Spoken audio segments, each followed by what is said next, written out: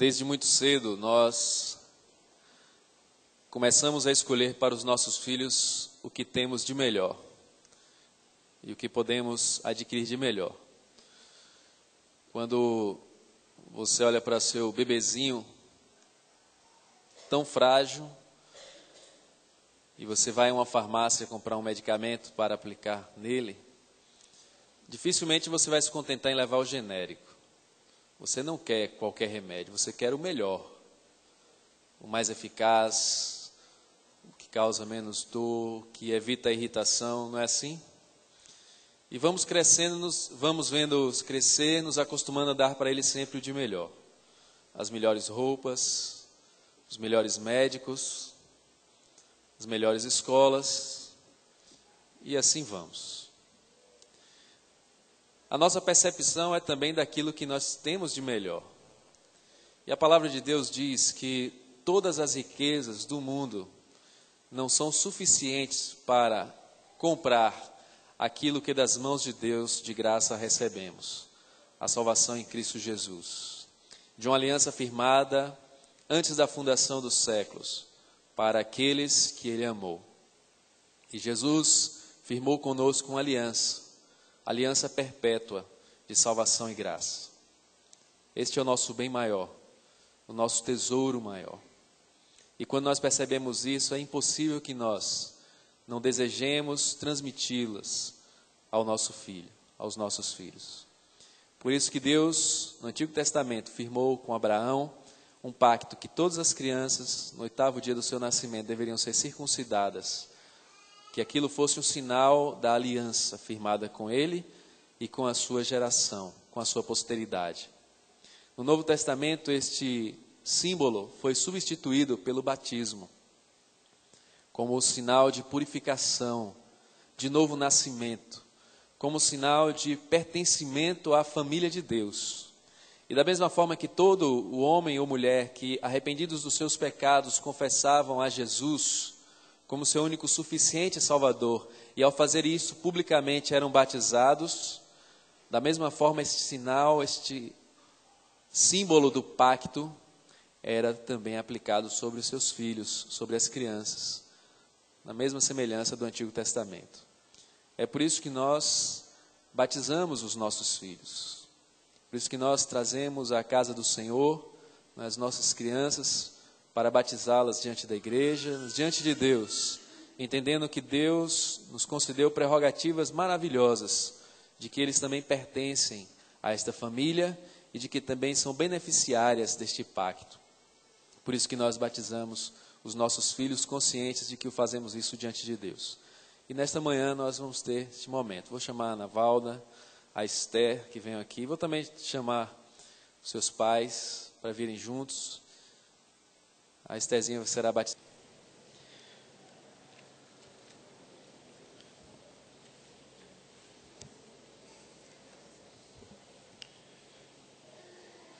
No último final de semana eu fui pregar na igreja presbiteriana 1º de maio, na cidade de Senhor do Bonfim, pelo seu aniversário.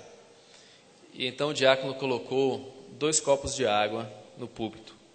E eu falei assim: olha, meus irmãos botaram aqui 2 horas de água para eu beber. Eu vou beber somente uma. Esse aqui é água de coco, então é concentrada. Eu sei que no segundo dia, quando eu peguei o copo, só tinham 20 minutos de água, viu?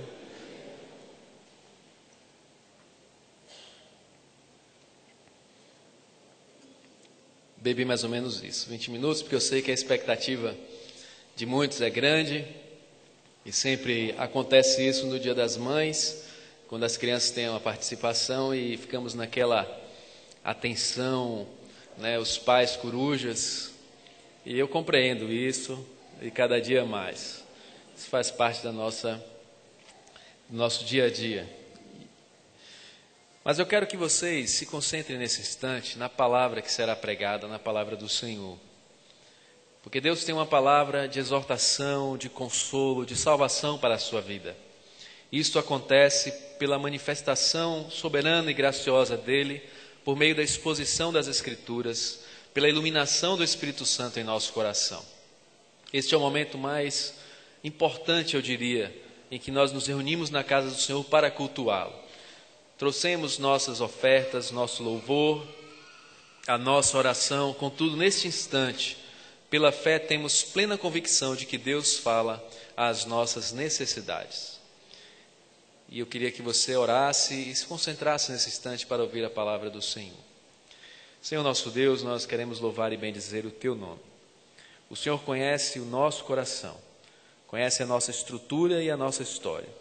Por isso, nessa manhã, nos reservaste este período e este espaço, a fim de que, por meio da Tua palavra, tragas, ó Deus, ao nosso coração a palavra rema, a palavra que transforma, a palavra que cura, a palavra que consola, a palavra, ó Deus, que restaura, a palavra que salva. E nós te pedimos, ó Deus, que derrames sobre nós, plenamente, esta unção que vem do alto, a fim de que o nosso coração seja quebrantado em Tua presença. E te pedimos isso por meio do Teu Espírito Santo, em nome de Jesus. Amém. Queridos, quero convidá-los a abrirem suas Bíblias no primeiro livro dos Reis, capítulo de número 17.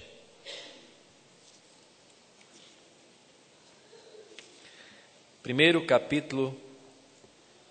livro dos Reis, capítulo de número 17.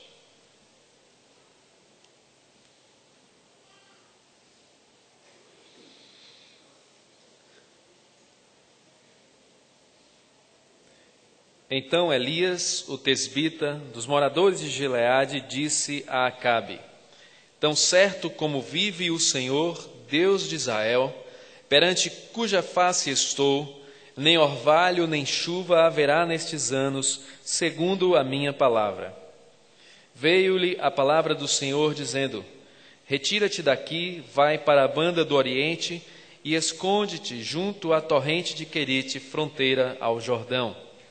Beberás da torrente, e ordenei aos corvos que ali mesmo te sustentem. Foi, pois, e fez segundo a palavra do Senhor. Retirou-se e habitou junto à torrente de Querite, fronteira ao Jordão. Os corvos lhe traziam pela manhã pão e carne, como também pão e carne ao anoitecer, e bebia da torrente. Mas passados dias, a torrente secou, porque não chovia sobre a terra. Então lhe veio a palavra do Senhor, dizendo: Dispõe-te e vai a Sarepta, que pertence a Sidom, e demora-te ali, onde ordenei a uma mulher viúva que te dê comida. Então ele se levantou e se foi a Sarepta. Chegando à porta da cidade, estava ali uma mulher viúva apanhando lenha.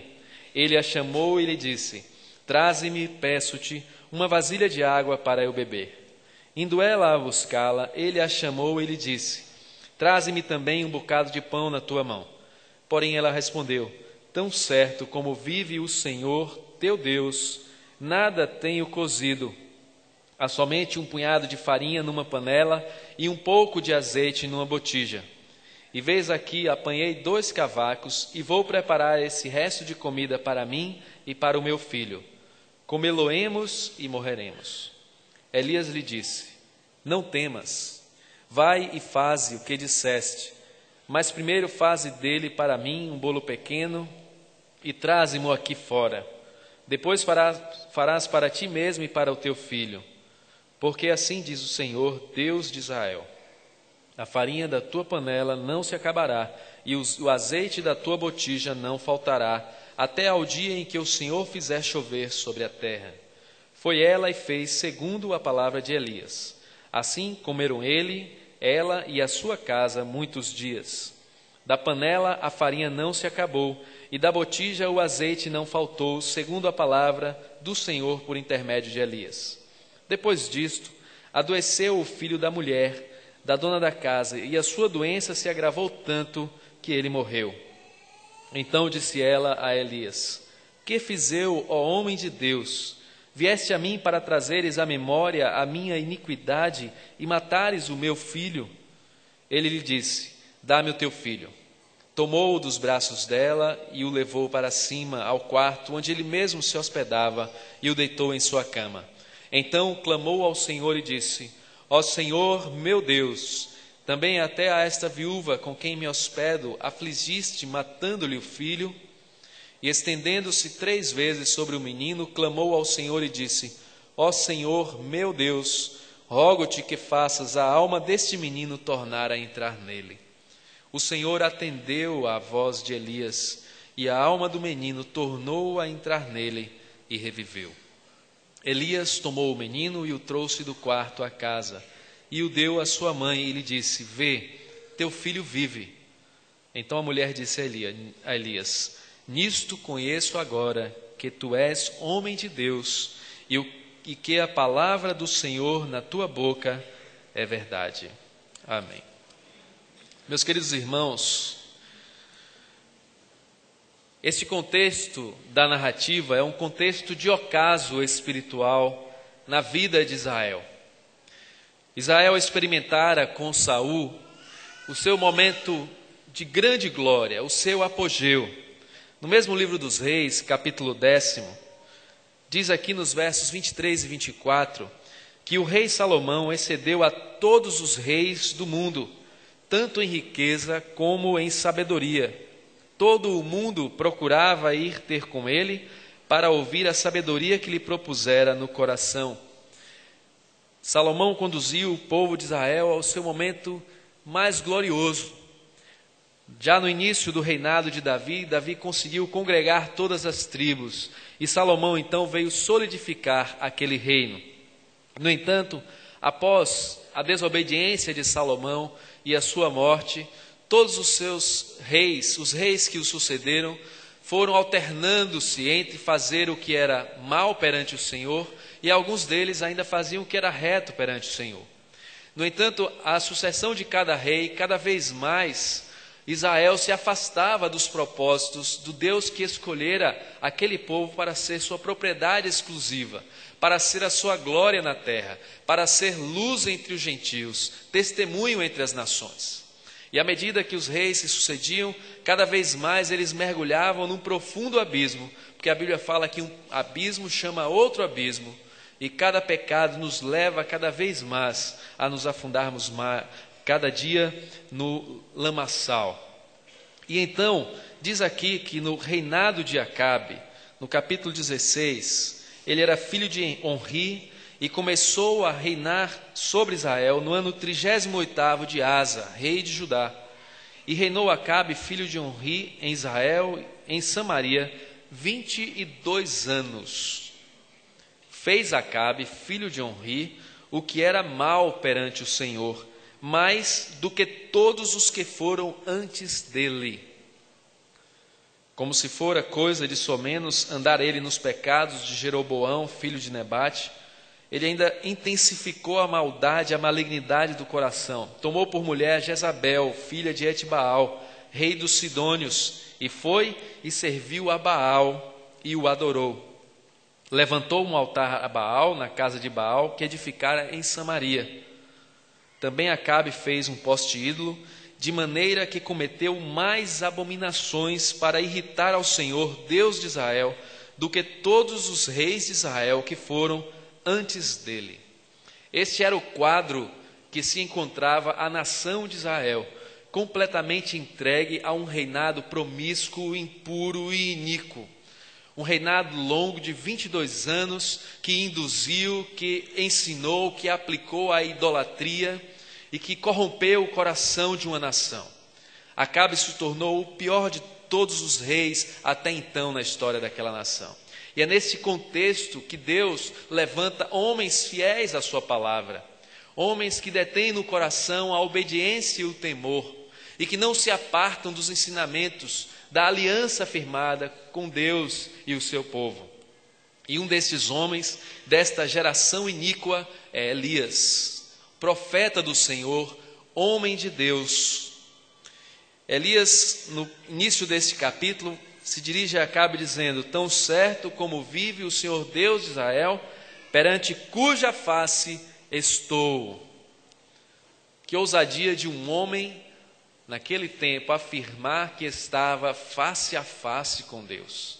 Mas Elias era um homem de Deus, por isso ele declara isso. E como profeta do Senhor, anuncia a Acabe que haveria uma grande fome sobre aquela nação. E então Deus, que é o Deus de toda a provisão, o Deus que não permite que o seu povo seja maculado pela ação do inimigo, muito menos pela ação do próprio pecado. Preserva dentre o mundo aqueles que não dobram os seus joelhos e que não entregam seu coração ao pecado e nem a Satanás. E Elias era um destes homens. Elias então é convocado a passar por uma situação muito grave. Meus irmãos, ainda que a fome pairasse sobre toda a Samaria, ninguém estava isento dos seus efeitos, mesmo aquele homem de Deus. Ele também teria os seus momentos de privação, como qualquer crente pode passar em um mundo em que está sobrecarregado de maldades, sobrecarregados de escassez, de violência, de corrupções. Nós vivemos neste mundo. E da mesma forma que qualquer ser humano está sujeito a qualquer uma dessas intempéries, nós também, como cristãos, não estamos isentos a elas. No entanto, o que faz diferença no nosso viver é que nós temos um Deus sustentador, o Deus provedor. E assim Elias experimenta, em meio à grande fome de Samaria, o sustento de Deus de uma maneira extraordinária. Os corvos vêm lhe alimentar. E uma torrente é preservada para saciar a sua sede. Mas aqui o texto que a torrente acabou. E nesse tempo de teologia da prosperidade, nós precisamos entender isso.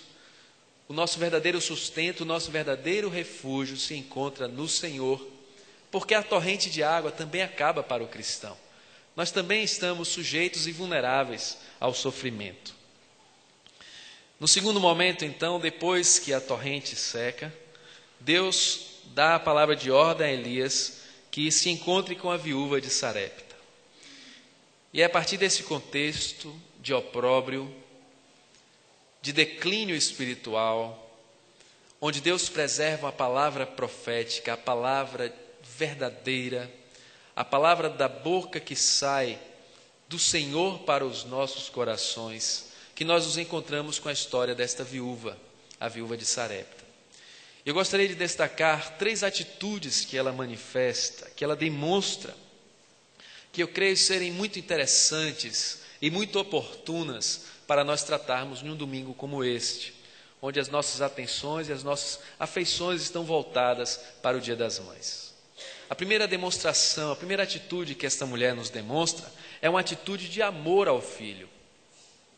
Diz aqui que quando o profeta se dirige a ela e pede que ela lhe dê água e depois lhe dê um punhado de farinha, um bocado de pão, ela abre o coração diante dele e diz: olha, não me peça isso, Senhor, porque o que eu tenho aqui em casa basta apenas para a última refeição minha e do meu filho, para que nós a comemos e depois venhamos a morrer. Esse alimento só dá para a última refeição minha e do meu filho. Este ato demonstra um amor diferenciado.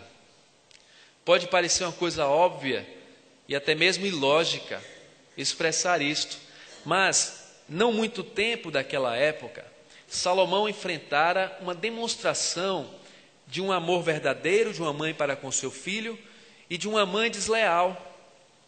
A história daquelas 2 mulheres que, dormindo, um dos seus filhos morre, e a mulher então toma o filho da outra como seu, e a disputa chega à presença do rei Salomão, homem com a sabedoria do Espírito de Deus. E então ele diz assim: vou fazer o seguinte, vou matar a criança, dividi-la ao meio, e cada uma das mães terá metade do seu filho. De imediato, a mãe falsa diz: pode fazer. A mãe verdadeira diz: não divida o meu filho, pode dar totalmente para a outra. Eu prefiro que ela crie do que ver o meu filho morrendo. Uma demonstração de um amor leal e verdadeiro, mas também uma demonstração de um amor superficial, de um amor de interesses, de um amor insensível, se é que nós podemos falar que isto é amor. No entanto, esta mulher, em um momento de crise e desespero, poderia simplesmente abandonar o seu filho e cuidar da sua vida, arriscar um último recurso, poderia se dirigir à cidade e prostituir-se para sustentar-se e abandonar de vez aquilo que poderia ser para ela um peso. No entanto, ela tem consciência de que aquele último bocado é para ela e para o seu filho. Enquanto houvesse possibilidades, ela partiria com o seu filho. Essa é uma demonstração de amor.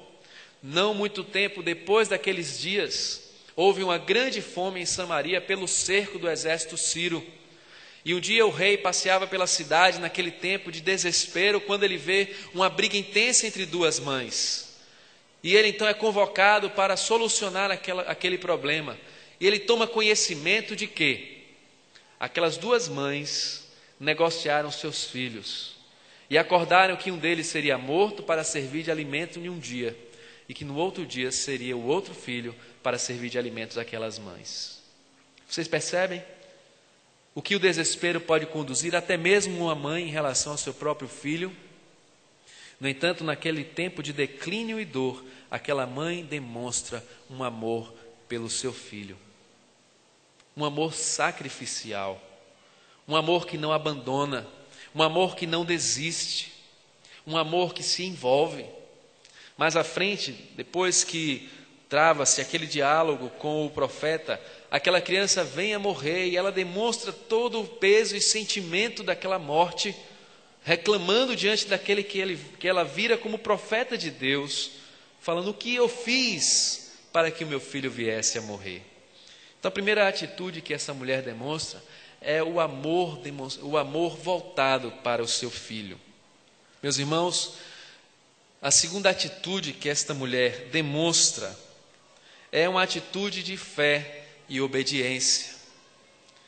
Nós já vimos como ela se encontrava, qual era a situação. Um bocado apenas para o seu filho e ela, a última refeição. Não confundam aqui bocado quando criança fala assim: eu ganhei um bocado de balas. Não, não é esse aqui não.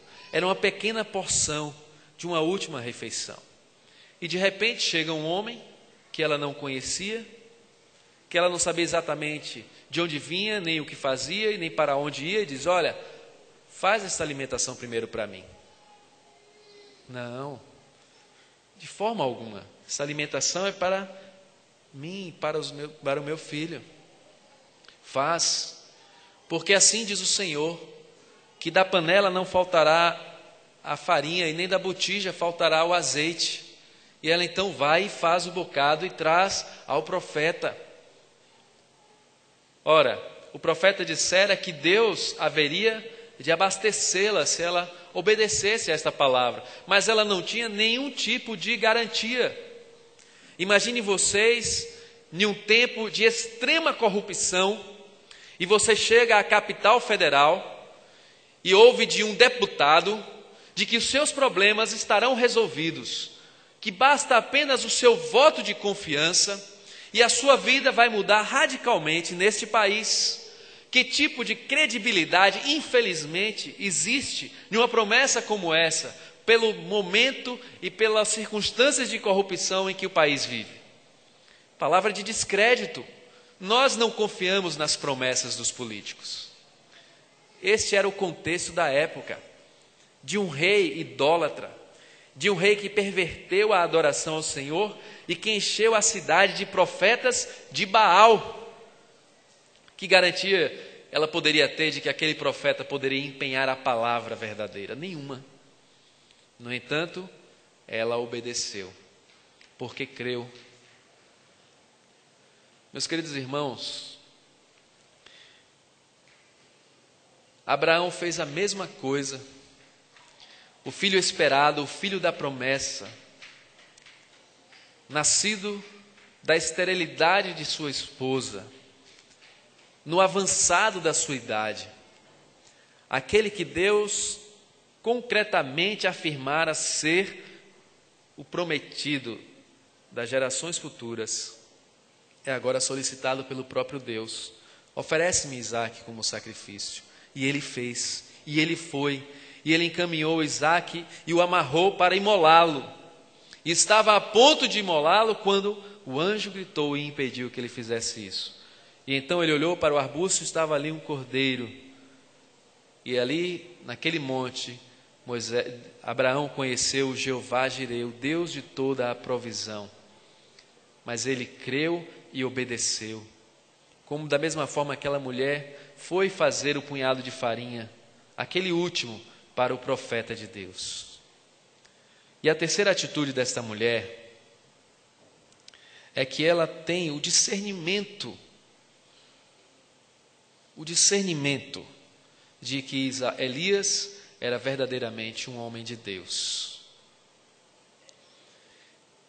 Nesse contexto que nós lemos, a narrativa aponta com um propósito muito interessante de demonstrar que em tempos de obscuridade, Deus preserva a sua palavra e aqueles que se mantêm fiéis a ela. E este propósito será firmado na vida de Elias, profeta de Deus. Desde o início, Deus vai confrontar os deuses, posto que não eram deuses, que serviam de culto e de idolatria para aquele povo. Baal era o deus da fertilidade. E Deus então diz que ele é quem governa as estações e promove a estiagem, a seca e a fome. Como que perguntando: onde está o Deus Baal de vocês? O Deus da fertilidade. Faz com que ele agora produza mantimentos, faz com que ele retire da terra o sustento para as suas vidas. Vocês penarão a fome, porque eu sou o Deus que provejo todas as coisas para o meu povo. E assim o foi em todo um tempo, quando o povo mantinha-se fiel e obediente às promessas de Deus. As torrentes no Neguebe eram renovadas, o alimento era produzido em abundância e o povo era saciado, não somente materialmente, mas também espiritualmente. Mas este é o Deus que governa todas as coisas, o Deus que retém a chuva, é o Deus que dá ordem aos corvos, é o Deus que abre uma torrente e que seca uma torrente, é um Deus que multiplica a farinha e o azeite da botija. Este é o Deus que governa todas as coisas, e esse Deus quer continuar manifestando a sua glória, a sua graça, o seu amor infinito pelo seu povo, e o faz por meio da pregação, da exortação do seu profeta. Mas é necessário validar e autenticar a verdade na boca deste homem. No meio de tanta confusão, de tantos falsos profetas, somente Deus pode validar o verdadeiro profeta. E esta narrativa tem este propósito de apresentar Elias neste contexto como verdadeiro homem de Deus, e que a palavra na sua boca é verdadeira. E esta mulher, então, diante de tudo aquilo que vivenciara, testifica e declara que este homem é homem de Deus, que este homem poderia dizer sim, que vivia perante a face de Deus, em fidelidade, em temor e compromisso. Esta narrativa vem para testificar que Deus preserva a palavra profética, a palavra verdadeira, e levantar Elias para isso. E essa mulher tem o discernimento correto de que era isso mesmo que estava acontecendo.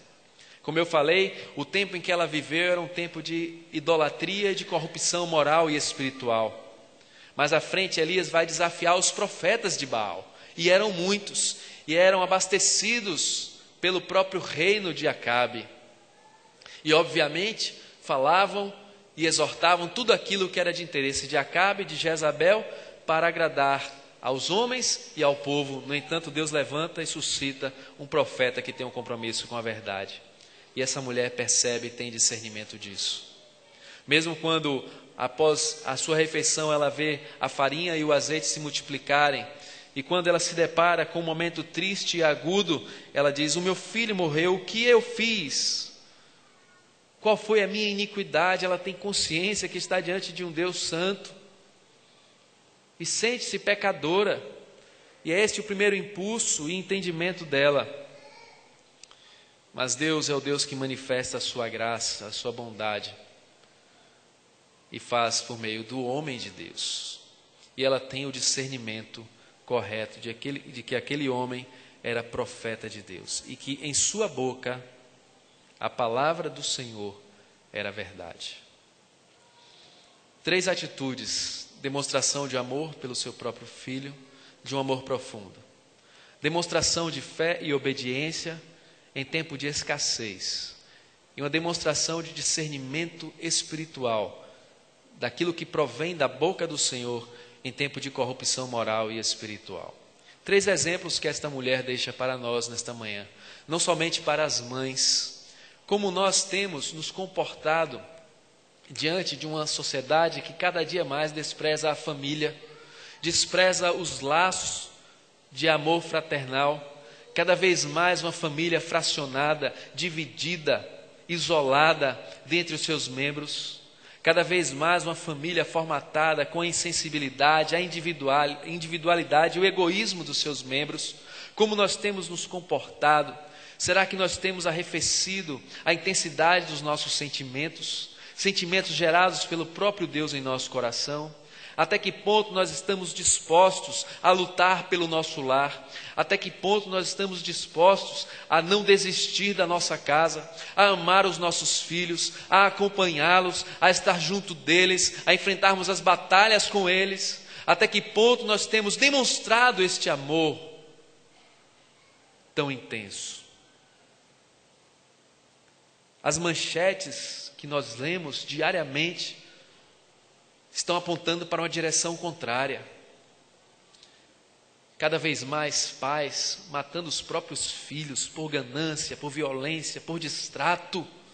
Cada vez mais filhos abandonando seus lares, espancando seus pais, seus avós, por causa das drogas, dos vícios. De corações que se deixam corromper e de pais indiferentes, preocupados com sua carreira, com seus objetivos, com seus sonhos.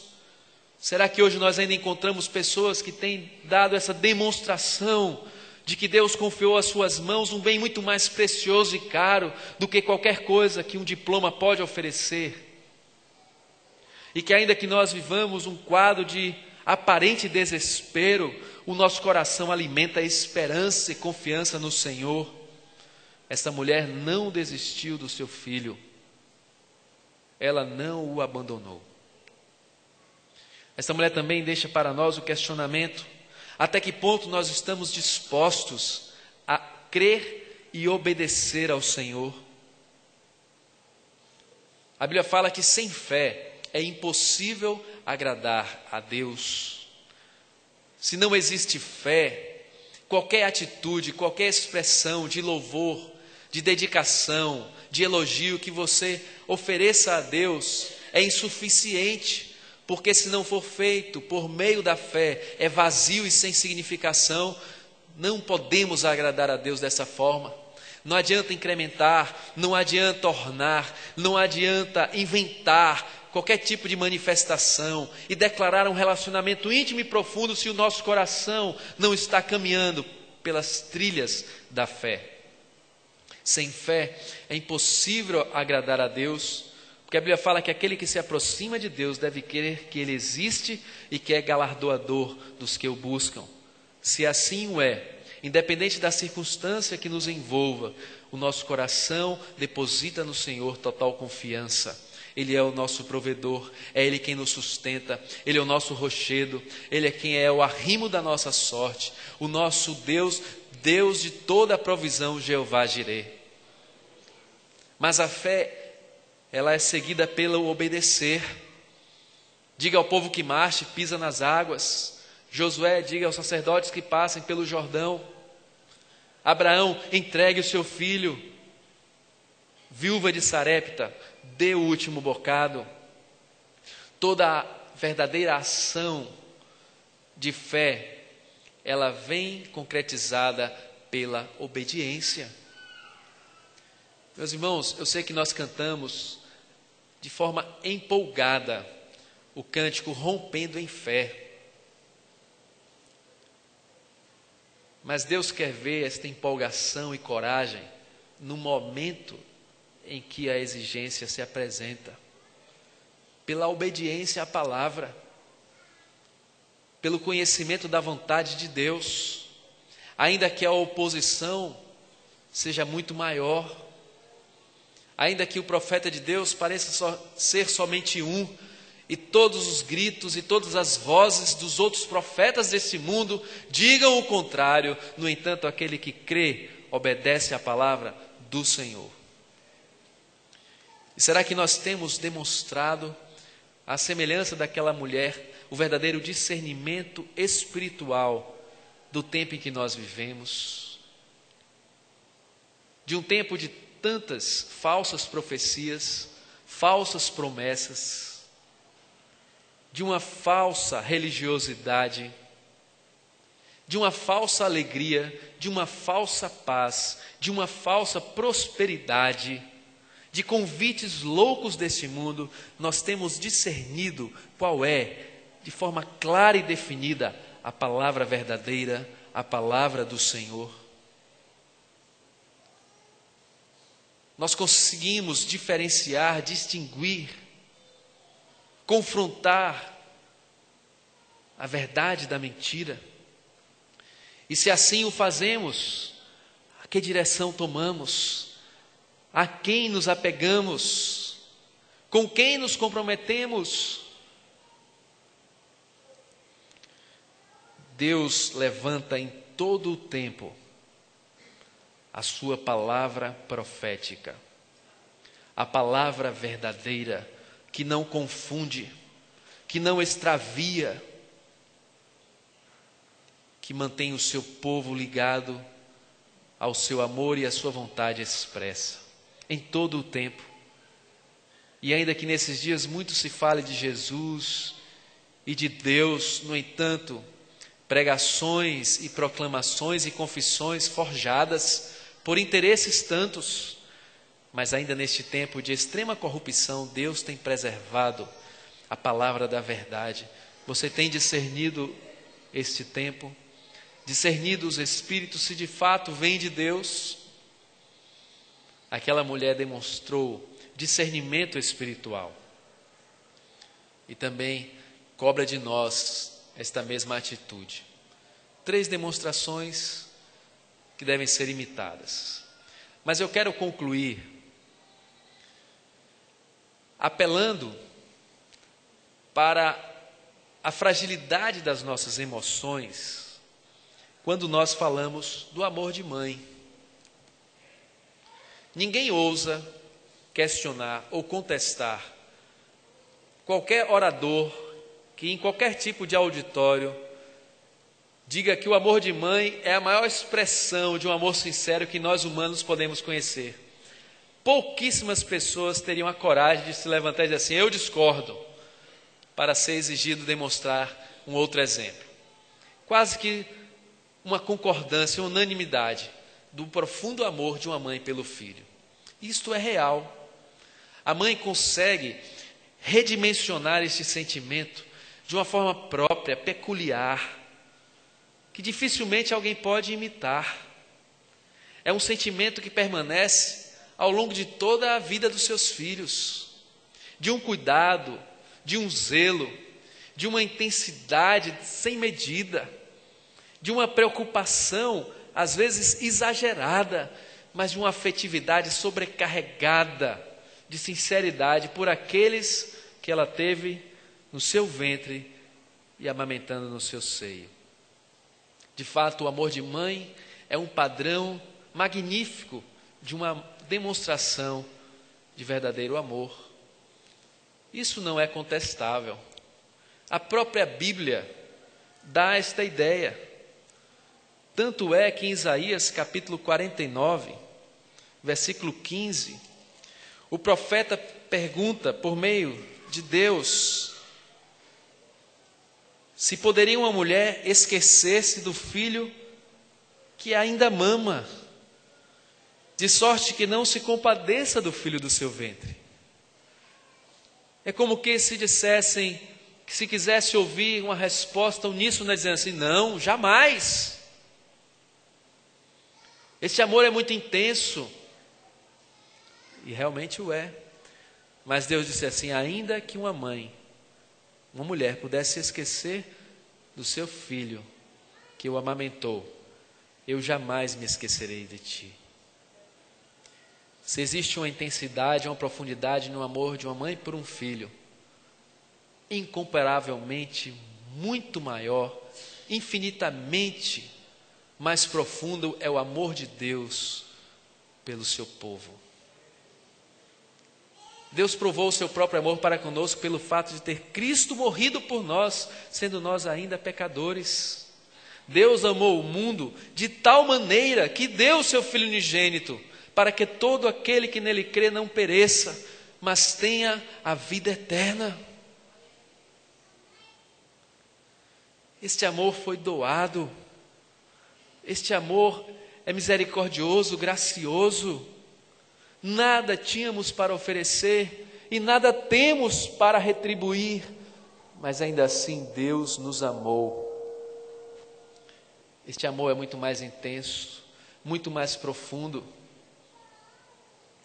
E eu concluo deixando a seguinte reflexão para vocês.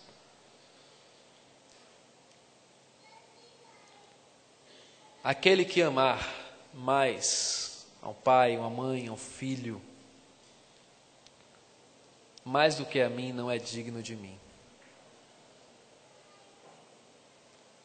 Aquele que buscar todas as coisas desse reino e me deixar para depois, não é digno de mim. O amor de Deus é maior do que tudo. E tudo deve ser colocado em segundo plano quando Ele reivindica este amor para mim e para você. Não importa se é Abraão, entregue o seu filho. Não importa se é uma viúva desamparada, dê o último bocado. Não importa quem é Maria, a mãe e os irmãos de Jesus, porque esses são aqueles que obedecem à sua palavra. Abandone tudo e se apegue ao amor de Deus, o único e verdadeiro caminho da salvação. E não duvide, porque este amor é tão grande que ele não oprime as nossas emoções e sentimentos, roubando-nos daquilo que nos é grato e satisfatório. Mas o amor de Deus nos dá muito mais, infinitamente mais do que tudo quanto pedimos ou pensamos, conforme o poder de Deus que opera em nós. Você está disposto a amar a Deus acima de todas as coisas, com um amor muito mais profundo, muito mais sincero, muito mais abnegado do que uma própria mãe poderia ter? Faça isto em nome de Jesus. E todas as coisas vos serão acrescentadas. Amém. Nós vamos nos colocar de pé. Entoaremos o hino 351.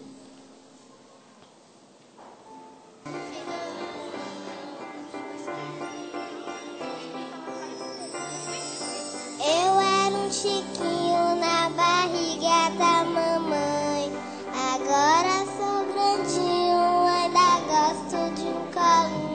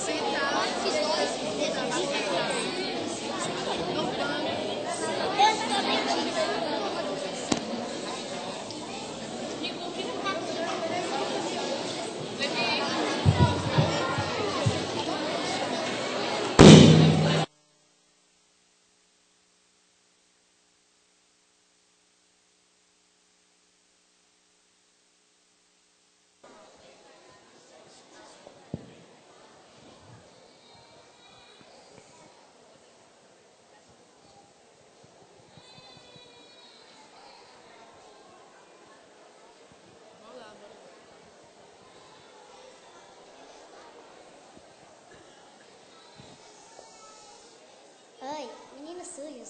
O que vocês estão fazendo na nossa rua? É que a gente somos da rua. Olha, pessoal, eles nem sabem falar direito. Sua mãe não ensinou a falar direito, não, moleque?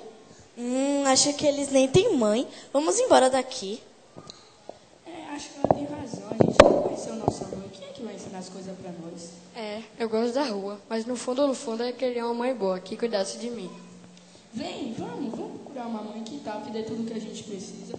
Ei, veja só aquilo, uma loja de mães. Vamos entrar? Pois não, meus jovens. O que é que vocês gostariam? Nós queríamos uma mãe. Uma mãe? O cartaz diz que aqui tem todo tipo de mãe. Você tem uma mãe para cuidar de nós? Olha, uma só não, nós temos várias. Olha que beleza de mães. Temos uma mãe modelo, temos uma mãe intelectual, temos uma mãe rica, olha que estilo. Uma mãe modelo, uma esportista, temos uma mãe médica também. Temos vários tipos de mãe, porque aqui com a gente é assim. Agora sim, elas estão todas como estátua. Se você chegar para ela e conversar com ela, perguntar, você quer ser minha mãe?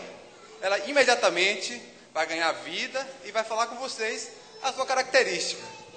Então você consegue tranquilamente saber o que é que você quer e levar a mãe preferida. Agora, se ela perceber que você não tem mais interesse nela, ela volta e fica estátua novamente. Então eu estou aqui, qualquer coisa é só me chamar, tá bem?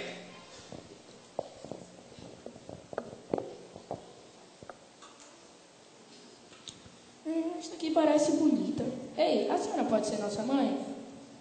Claro que eu posso ser a mãe de vocês, crianças. Vocês só terão que aprender a andar direito como eu, a ter uma postura de modelo como a minha. Quem sabe entre um desfile e outro eu tenho um tempinho para vocês. Mas não se preocupem, vocês vão ver que é sensacional estar nas passarelas de sucesso e no mundo da moda. Quem sabe também vocês, mas não se preocupem também, porque vocês vão sempre me ver pela televisão. Mas isso é tudo que a senhora pode nos oferecer? Só isso? Você acha pouco ter o melhor guarda-roupa do mundo? Mano, essa não servia pra nós mesmo, não. Se vê pela televisão, tô fora. Com essa senhora não vai dar certo, não.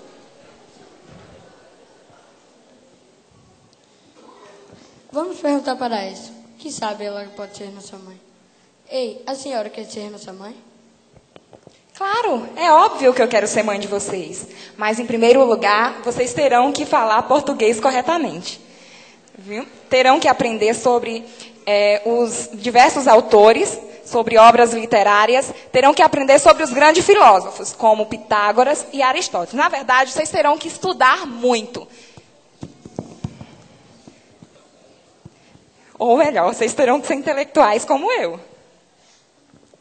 Ela parecia até uma professora, mas intelectuais, eu nem sei o que é isso.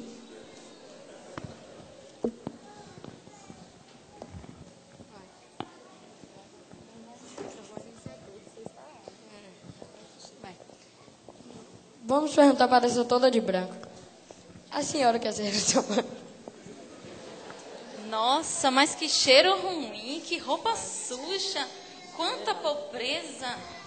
Bem, para ser mãe de vocês, vou ter que gastar boa parte da minha fortuna. Por isso, vocês terão que me obedecer. Farei com que vocês fiquem chiques e elegantes, assim como eu. Dinheiro não é problema para mim, né? Mas, para isso, precisa economizar, certo? Por isso, vocês não vão poder sair correndo por aí, gastando sola de sapato, nem sujando a roupa. E, além do mais, terão que comer pouco, pouquíssimo, para manter a nossa elegância. Ixi, mano, a gente já não come, comer menos ainda. Essa é que sai pra nós mesmo, não. Então fora. Ei, bom dia. A senhora pode ser nossa mãe? Uhul, meninos, vamos malhar. Todo mundo em forma. Ei, a senhora não nos respondeu. Poxa, como eu sou distraída, eu tô preocupada porque eu não posso me deixar engordar. Mas sim, claro que eu posso ser a mãe de vocês. Agora, peraí, essa barriguinha puxou de seu pai.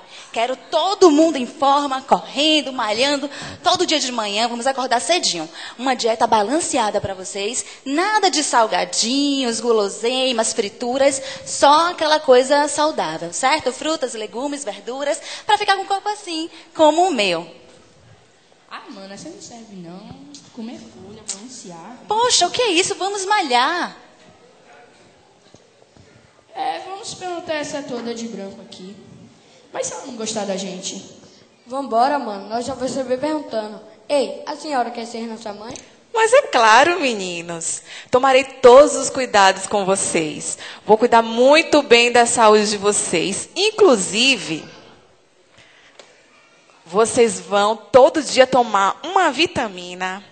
É só uma injeçãozinha por dia. Calma, calma, não dói nada. Rapaz, não pensei que ia ser tão difícil não achar uma mãe pra nós. Que sufoco, velho. Tô desistindo, bicho. Acho que a gente vai ficar sozinho mesmo. E aí, meus jovens, gostaram das nossas mães? São lindas, não são? Olha que maravilha.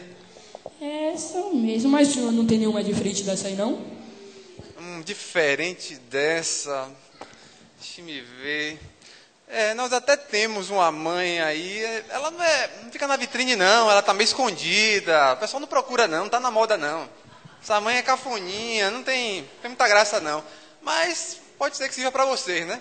Eu vou lá pegar, só um momento.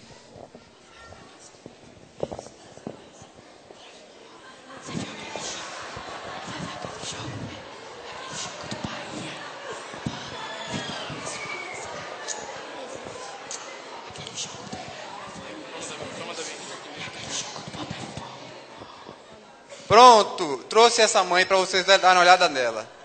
Vocês vão olhar ela, ver se vão gostar dela, mas tem que fazer a pergunta para ela. Ah, moço, não tem uma mãe para nós mesmo, não. Que chato. Mas faça uma pergunta para ela, não esqueça. Ei, a senhora quer ser nossa mãe? Oh, tadinhos. Claro que eu quero ser mãe de vocês, é o que eu mais quero. Sabe o que eu vou fazer sendo mãe de vocês?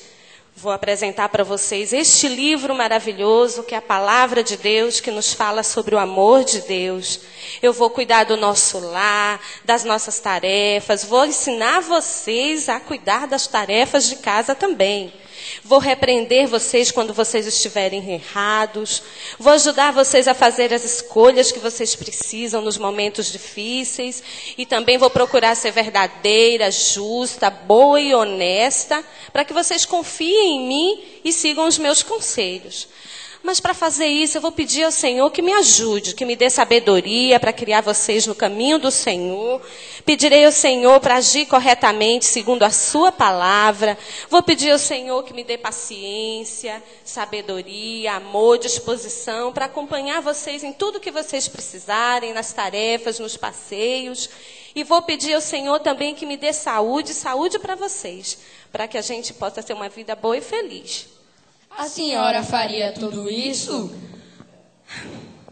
Eu sei que eu estou longe de ser uma mãe perfeita, mas eu vou fazer mais uma coisa. Mais uma coisa? O que mais poderia fazer? Eu vou orar todos os dias para que o Senhor me ajude a criar vocês no caminho do Senhor.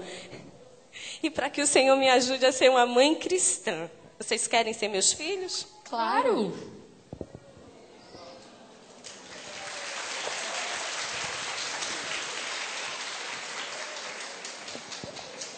Encerramos esse pequeno programa lembrando a todas as mães que Jesus é a nossa maior prioridade. E dedicamos essa homenagem a todas as mães cristãs da Igreja da Bahia, as Déboras, as professoras adotivas e as tias e as avós que cumprem bem esse papel. A nossas mães e todas as mães cristãs que procuram ser sempre amigas de seus filhos, um feliz Dia das Mães.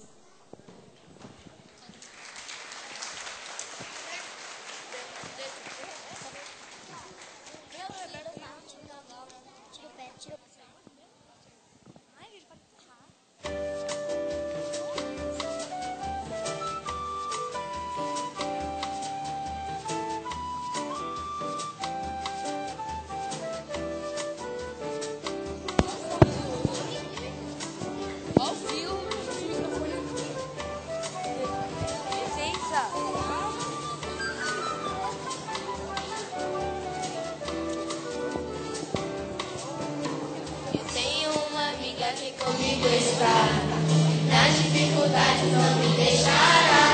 Na chuva, no sol, no frio, na tempestade, no riso e na dor, é amiga de verdade, mamãe. Eu te amo, mamãe. Eu te amo, mamãe. Eu te amo demais, mamãe. Eu te amo, mamãe. Eu te amo, mamãe. Eu te amo demais. Na rua, na escola e até no farol, no parque, na igreja e no futebol. Sempre estar comigo, não me deixar só. E é por isso que eu me sinto cada vez melhor. Mamãe, eu te amo,